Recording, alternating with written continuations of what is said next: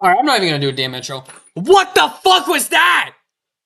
Oh my god, Haliburton again? Are you shitting me? I'm sorry. This crack is Reggie Miller's son. I'm sorry. This crack is Reggie Miller's son. Like, you cannot tell me Reggie Miller did not get with this bomb to have this kid. Like, holy fuck! How many fucking times are you gonna go clutch after clutch after clutch after clutch after clutch after clutch? Like, are you fucking kidding me? Like, this is generally one of the most insane things I've ever fucking seen. Every single fucking round, he is torturing another fucking team. Like, it's no one's business. It doesn't matter if they're down by 15. It doesn't matter if they have 24 fouls. It doesn't matter if fucking OKC's playing the best defense in their life. They're gonna find a way. And it doesn't matter if Tyrese Haliburton is having an off game and not being aggressive as he should be, or Pascal's not getting the touches as he usually gets where they win. Right? It just doesn't fucking matter. Like, goddamn. And this should have been an OKC win, despite the fact they were shit from shooting. Their defense, for the most part, held up until that fourth quarter. And then that fourth quarter, all hell broke loose. Oh my fucking god. What a game. What a game. I wanna say a few things before I get go further in this game, bro. Oh my fucking god. But before I'm gonna get further into this. But OKC first they played better. They were the better team the first two quarters, and then the third quarter slowly went Indiana's way. They were starting to figure them out. And second quarter they started figuring them out as well. But it was more the third quarter they really started to set the tone for what would be the fourth quarter. And then all hell broke loose in the fourth quarter. Indiana went on their run like they always do. It didn't matter what OKC did. They were able to find a way. They went small.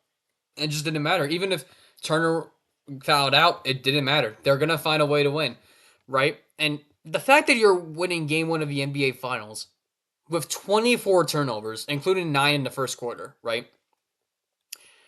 I'm scared for this OKC team. Not because this is an off shooting night. It is, right? It's not ideal for fucking Jalen Williams to go 6 for 19. In case Tim Walsh go 3 for 9, Chet Holmgren to go for 2 for 9, and now Chris to go for 3 for 8, right?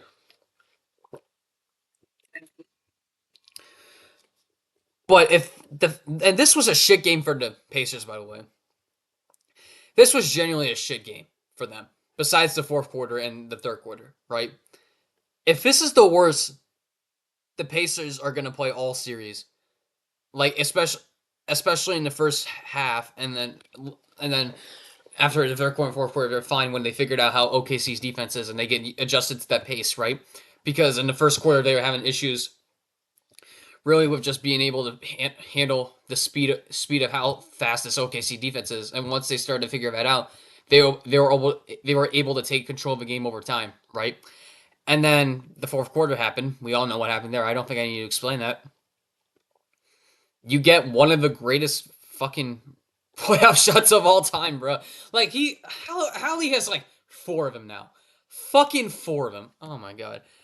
And I don't know if this is a one-off for OKC shooting-wise, but if this is going to be a trend for the rest of this series, 7. This series can definitely go to 7 now. I think, even though I think Thunder still won in 6, this can easily go to 7, and I think they will bounce back in game 2. I just see no way they don't. But if they don't pick this shit up and play better in game 2, and this is going to be this series standard moving forward,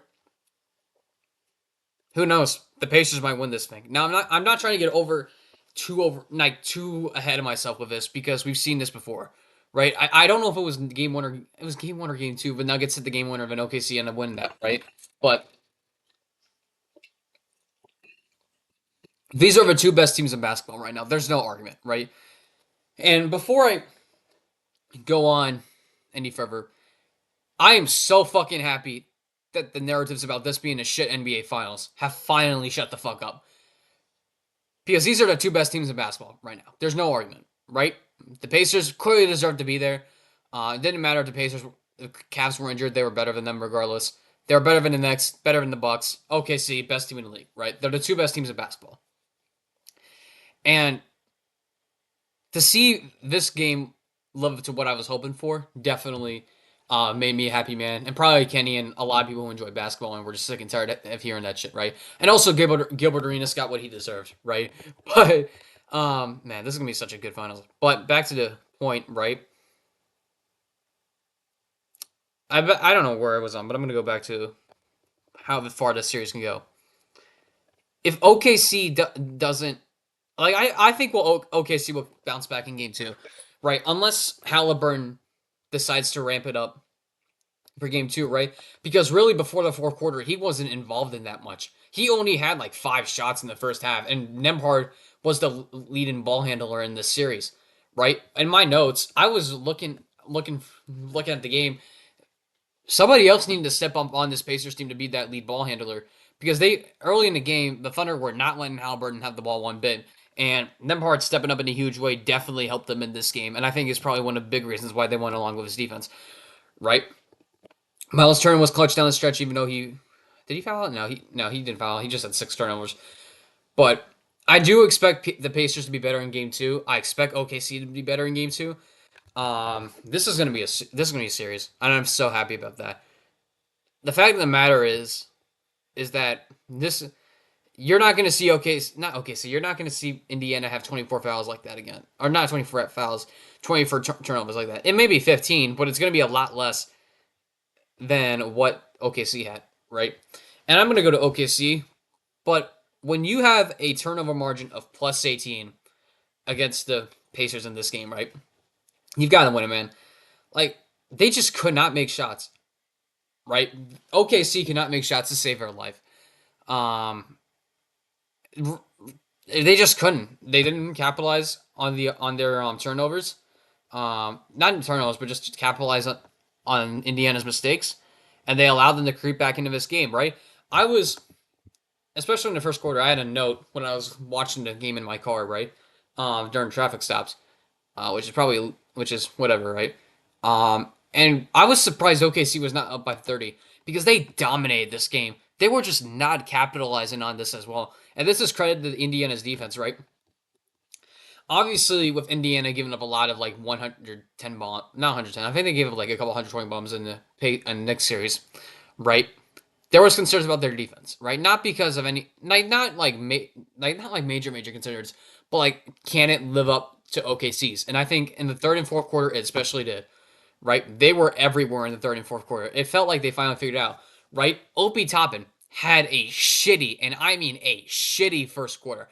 I was driving, and I would only thing I would hear on the car was turnover, defensive stop, and it felt like 99% of the time, even though Toppin had 3 fouls, it was because of him. Like I couldn't, like Toppin just had such a shit for first quarter, first half bit, and then he really turned on. He really made an impact. So shout out to Indiana. They thank God that they're going to make this series interesting. I don't know what else I'm supposed to say, really, other than the fact that the OKC just didn't capitalize on the turnover margin. Their clear field goal, not clear field goal, but like the field goal discrepancy. They had 18 more shots than Indiana did. They got to the line. They got 3 more foul shots, and they still didn't capitalize. So it's gonna be interesting to see how OKC responds. I'm gonna say it's gonna go 1-1 when we get back when on Saturday when game 2 happens. But yeah, man. If the Pacers somehow end up winning this championship, Tyrese Haliburton is a fucking legend, man. I mean, holy shit. He said overrated and said hold my fucking beer and has just gone insane. So probably Bucks people probably the Bucks voted him as most overrated player. But you know what? I mean, good for him, man. Good for him. He's gonna be ranked as a top 10 player in the league by the end of his finals. I mean, goddamn.